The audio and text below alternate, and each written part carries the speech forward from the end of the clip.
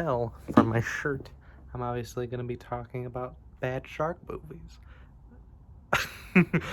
The top 5 worst shark movies. Now, I'm going to be rating this on a scale from Jaws being the pinnacle of shark movies to Shark Boy and Lava Girl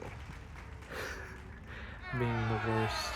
Now, obviously, Shark Boy and Lava Girl is not the worst, but on me and my fiance search for the worst shark movie out there, we saw a picture called Sharkman, and I want to believe full-heartedly that this is a non-licensed sequel to Shark Boy and Lava Girl. Now, the first movie is Open Water. It came out in 2004. It cost $130,000 to make and made $150 million in the box office, which of course meant it had sequels. Now, the directing, I will give the benefit of the doubt because this is number 5, of course. It looks like it was shot on a 1997 camcorder, and it was based off a real life incident that happened in 1997. Now, I want to give this movie credit first. The acting is pretty good. The husband and wife character actually act like they've known each other for a long time, that they've been dating and they weren't, so the chemistry is phenomenal. We start off with the husband in the car and the wife's on the phone, and this is 2004, so they have like a flip phone. But they go in the car to the plane, which they couldn't really film in a plane, so they secretly filmed that part. And then when they get to Australia, they film like locals and like people.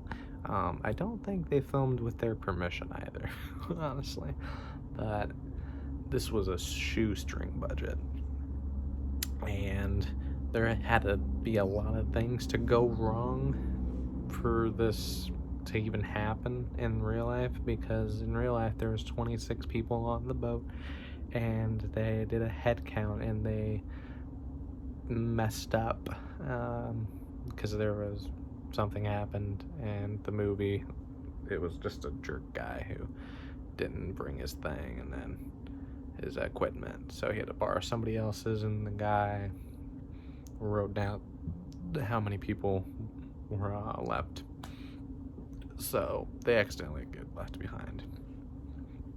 Now, this was written, edited, and directed by the same guy.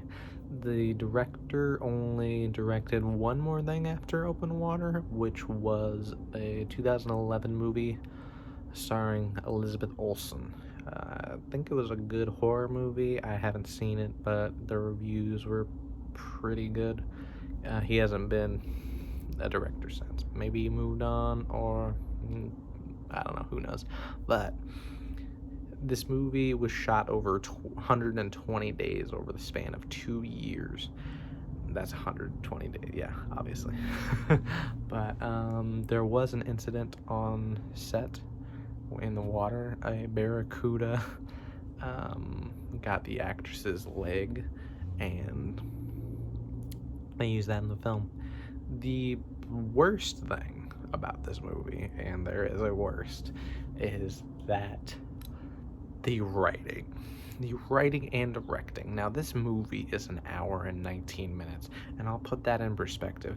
Me and my fiance watched Space Jam, and that is an hour 27 minutes, and there's padding, obviously, in Space Jam to make it feature movie length. But with Open Water, they do really weird things. They stick on like shots, they go back to the hotel. When they're in the water, they just pan like, oh, they're like at the hotel. They obviously, no one's noticed they're gone, but they just pan, they scan. I can't remember what it's called, but it's a lot of that. And the writing is so bad. I will give you an example. When they get to the hotel before they get in the water to go scuba diving, before they get on the boat even, they are just in the hotel. They're completely naked for some reason. And they do the trope of the wife doesn't want to have sex because she's too tired. And the man, they have a kind of cute conversation. They go to bed. They continue to shoot it just in the dark, and then they turn on the lights and the man kills the bug. This is one of the sexist movies me or my fiance has ever watched. Now, it's just the writing and directing and editing. The acting is actually pretty good, as I said. Now, the end of the film, I'll just cut to it because there's not a lot that happens after the barracuda scene. They literally, they first blame each other and then they wait to be rescued. So, not much happens until the end when they actually realize that the two, they left their bags on the boat and they didn't notice for 2 days in real life and in the movie. So, and this is supposed to be shot over 120 days, but in reality the couple only survived a day, I think, and that's what the movie wants you to believe. So they show when in the morning when they get the boat leaves, and then they show the rest of the day into the night and the next morning. Now, you see she's been holding on to her husband all night, and the audience doesn't know if he's dead or not, but she lets him go and gets eaten. Now, after that, she resigns herself to death, and then she gets eaten by sharks. So that's pretty depressing. And in reality, it took them 2 days to even know they were gone. They checked the hotel. They searched for them for 3 more days, and then they never found them. They never found their equipment or anything. So they assumed they were probably eaten by sharks. Now, and then what happens at the end of Open Water is that they literally open up a shark, and because they lost a camera, and you see one guy says, "Oh, he did eat the camera," and that's how the movie ends.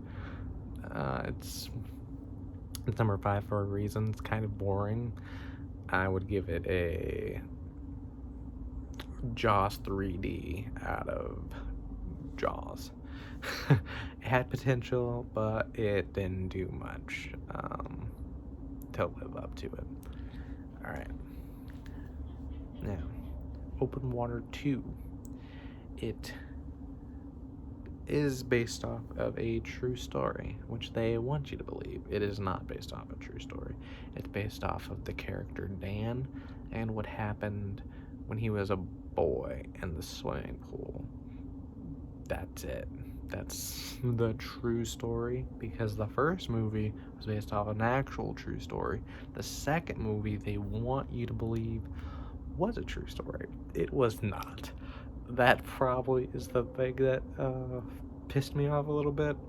I don't know. I think it's kind of funny that they want you to believe it was based off a true story, and if you do even a little bit of digging, you're like, oh no. It's based off a short story called Drift. And it was also made into another movie starring Shailene Woodley, I think in 2017. I could be mistaken. But what they add to the movie to make it a feature-length movie, they do add bullshit. They're celebrating their friend's birthday, and one of the friends is rich. He has a yacht, and he has a girlfriend. The other 5 characters, the couple with the baby, and then the friend and the friend's wife, those 4 are married, obviously. And then McSteamy. is in the movie, and Gabriel from Supernatural. I think this is before Supernatural, so they have TV actors.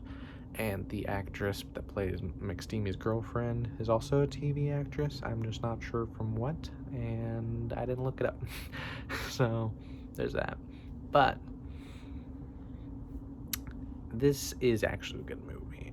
There is pacing, there's storytelling, there's drama, there's really a lot that's done well with this movie.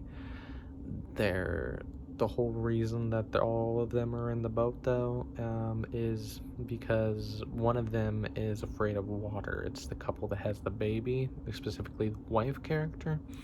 Now, she's afraid of water because of what happened to her when she was a kid. She was swimming with her dad in the water, and then he presumably has a heart attack and dies. And she tries to save him, but she can't. So McSteamy takes her off the boat and literally jumps in, like, lifts her up, picks her up, and goes in the water. She freaks out. Her husband calms her down, but they did not lower the ladder, so they are all stuck out there. And this is where the movie gets tricky. You can hear the baby screaming because of the baby monitor thing, the walkie-talkie, I think. I don't know what it's called. But what happens after that is they all start fighting, and things go wrong. And they can't get back on the boat. They try everything. One of them does have a knife, and he tries to climb his way up, and he's about to do it, but McSteamy stabs him. And he doesn't mean to stab him, but he does. He literally bleeds to death. And McSteamy is literally catatonic because he stabbed one of his best friends, the birthday boy. And his wife tries to help him. She can't. He goes adrift, and then she swims. She tries to go and swim to find safety. And we don't see her again, I presume. Hopefully she's okay. Maybe not. But what the rest of the characters are left, McSteamy's girlfriend, who they've been dating for about 2 weeks, she does get away from McSteamy. She literally just pieces out, and he goes and tries to find her after, he comes back to his senses, back to reality. But she is drowned and died by this point. So, and there are no sharks in this movie, by the way. You would think Open Water 2 with, the threat of sharks and other animals. There's no really threat of any animals or sharks in that way. The threat is just the water in general, and not getting back on board. So what happens next, or going back,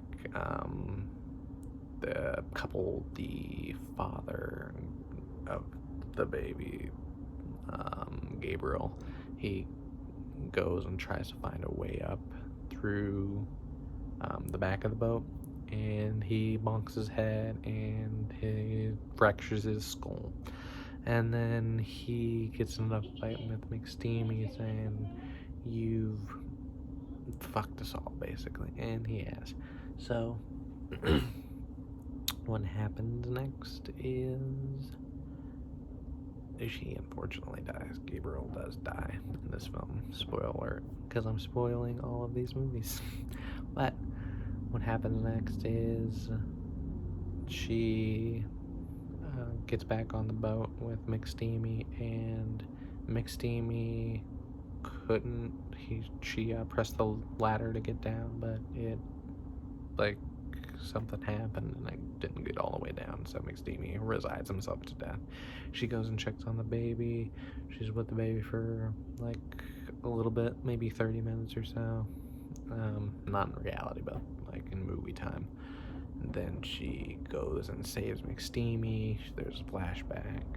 to when she was a girl and she couldn't save her dad, but she does go and save McSteamy. She gets him on the boat, and you see the next morning she's with her baby and McSteamy is dead on the floor. And that's how the movie ends, because someone pulls up in a boat and those two live, apparently. This is a secret gem, by the way. This is not a part of the 4 best shark movies. Fuck. 4 worst shark movies, 5 worst shark movies, motherfucker. I might cut that out, I might not, who knows. Back to number 4.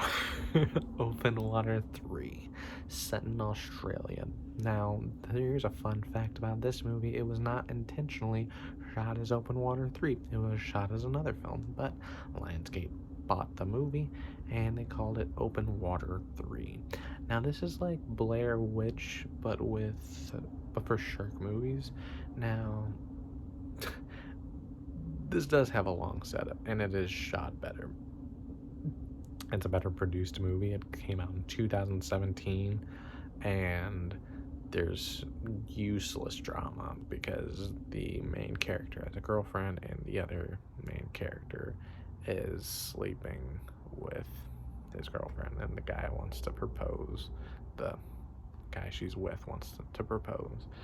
And it's all useless because you get to why, they're there, because they want to be on a part of a competition show, and they go to Australia. They're American. They're literally all Australian. I don't know why they did this. It's kind of stupid because their American accents come and go. But you literally care about one person, and then the other two, you're like, okay, why did we need this? Do we not want to care about the other two? It's a shark movie. Literally, the shark is supposed to be the villain. Come on, it's fucking shark movie.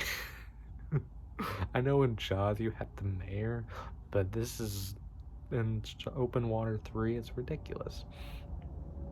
So they basically have the best luck and the worst luck, because they do find a boat, and the boat, it comes with rations and everything, so they're okay for a little bit. But then they find another woman, and she's literally like has a pulse. She's gonna make it, you assume.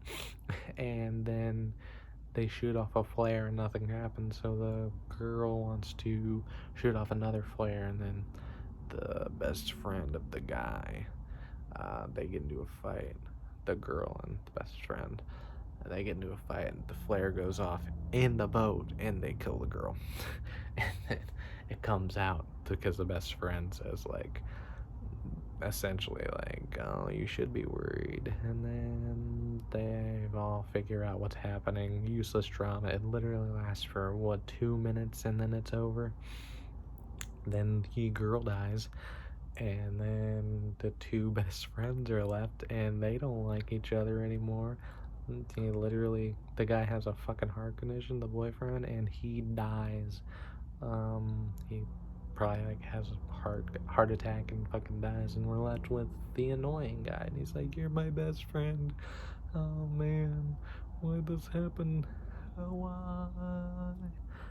It would have been hilarious if it would have said, why, shark, no? But he gets drugged down and he dies. And that's Open Water 3. It's on a scale of Jaws to Shark Boy vs. Lava Girl. It's Shark Boy and Lava Girl. It's really stupid. It's so dumb. And it's a little entertaining. It's not a lot entertaining. It's kind of boring. And the shark stuff is kind of fun, but it's not nearly as fun as the other 2 movies. So let's get to House Shark. House Shark has the worst acting I've ever seen. I can't speak more of my fiance if she's seen worse acting or not, but This literally starts. I'm gonna tell you a scene for scene shot in this movie. There's a father and a son. The son's about 12 or 13. He goes on to a date because his parents got divorced, and he goes off on a date. Her profile picture isn't the same as her in real life. He still goes on the date. Um, then the girl is reading Moby Dick. Pretty subtle, guys. Then she gets naked to take a shit or to go pee. She just fucking gets naked for some reason. And then you see she's bloody. And the dad comes home and he literally has hair around his mouth like he's eating pussy. And he had like a look like, oh, that was bad. I shouldn't have eaten that. What did I do? But I'm sorry. That he comes inside, his face is clean again because they shot it presumably at a later time and just wiped off his face. Continuity does not matter in this movie. The dad and son, the son comes down the stairs and they both hear a noise and they investigate. And the fucking babysitter is on the toilet. She's all bloody and she reaches out for the dad. And then she disappears and there's like an explode sound effect because they don't have the budget for an explosion. So you see like a flat steak, yeah, next to the toilet. I think it's a flat steak. My fiance couldn't tell, but what happens next is that's a shot for shot scene, by the way. What happens next is the dad and son are in a tent. It's the next day, I assume, and might be next week. The house is on the market already. But the dad has like honey on his face because I think they wanted you to believe he's like crying and snotting on himself. And I can't tell if this movie is supposed to be a comedy or not. If it is, the jokes are not funny at all. The mom comes to pick up the son and is like, you gotta get your shit together, buddy. You got a kid. You're living in a tent. And it was something to do with a bad toilet. No shark attack. And then you see the realtor, and there's like the Jaws mayor for some reason is it's not the actual actor, but it's essentially the same role as the Jaws mayor for trying to sell this house. And then the realtor goes to the house and they see a couple and they're gonna buy the house, and the realtor gets dragged away by the dad character, and they have a conversation. While they're having a conversation, the couple has sex in this house at an open house, and then get eaten by a shark. You do not see them getting. They do not see them getting eaten by a shark. Hopefully, I'll get this out. If not, I'm sorry. You see the realtor and the dad character watching, but you don't see the actual shark eating them because they ran out of money, assumably. Presumably. Fuck. Keep on messing up, I'm so sorry. But then they go to the corner, and the realtor, basically, him and the dad have the conversation that the mayor and, and the main character of Jaws have. And it's hilarious. And we stopped watching because we thought we were close to the end. Because literally they're about to go fight the shark, but it's literally only 30 minutes in the movie. So we stopped watching the movie. We could not finish it. It was just so bad. Now, we are at number 4. Sand Sharks. This is, I think, I was gonna say presumably again, a sci-fi original movie. It has like one name actor, Hulk Hogan's daughter, Brooke Hogan, and it's sand sharks. It's literally sharks in the sand. And the first scene is literally a DMX driver like going around the sand and he gets eaten by a shark, a sand shark. But there's no budget to this movie. There's literally only boring ass characters and another like Jaws plot. It's literally the fucking same plot as Jaws, but stupider. We couldn't finish. We only got fucking 10 minutes. The last house shark, we got 30 minutes, but for sand sharks, we got fucking 10 minutes. We could not finish sand sharks. It was fucking awful. Now, to the last movie in the list. This movie was a Canadian film. It sold on Amazon and it's sold in Target and Walmart and probably Best Buy. It's sold in stores, is what I'm saying. This movie is Ouija Shark. Now, the plot of Ouija Shark, I think it should be called a ghost shark because that's what it is, but what happens is there's a girl and she goes to the beach. This is kind of a nasty beach. The sand and the water looks murky as hell. She finds a Ouija board in the water, and it's homemade Ouija board. It's not like the one you find in stores. It's literally, they made it from scratch, like a plank of wood, and they wrote on it. That's what it looks like. And then she goes to the sand and picks up the Ouija board because she likes Ouija boards and stuff like that. And her dad is the narrator dad, and he's me and my fiance's favorite character in the film. He literally is talking to his daughter, and it goes like this. He's holding a mug, and he goes like, I'm gonna talk to you, and I'm gonna pretend like I'm right in front of you. You're my daughter. I love you. But he's fucking great. There's a scene later in the film, but I just had to do that. You know, for prop wise. I want to take a drink. That was smooth. Anyway.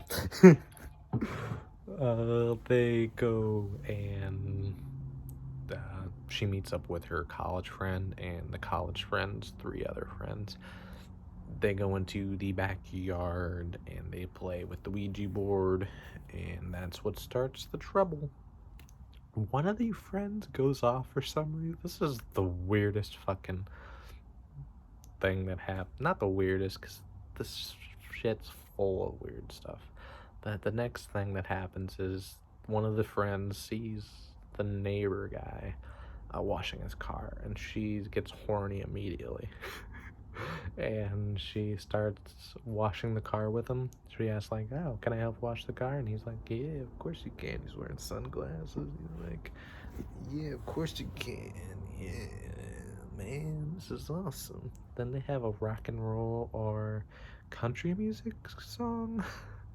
And it's bad. I couldn't tell if it's country or rock or what it was supposed to be, but it's fucking awful.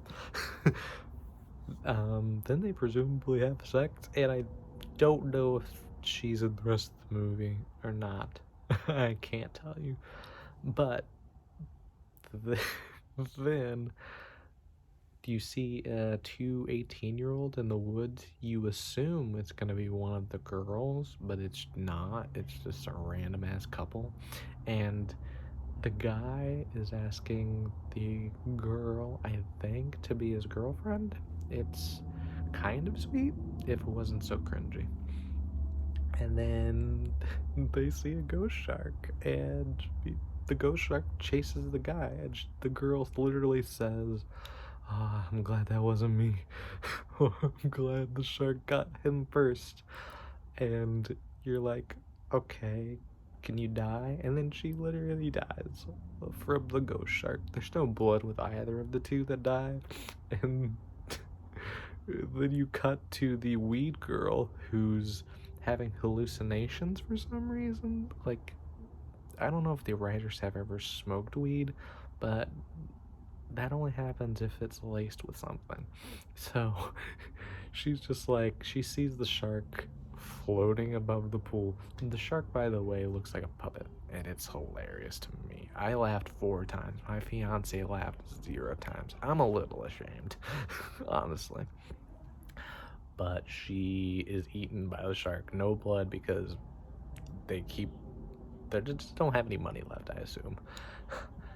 Then you see a cop and the mom of the girl. Now, it hasn't been 24 hours. The girl could be off with the guy, just, hanging out.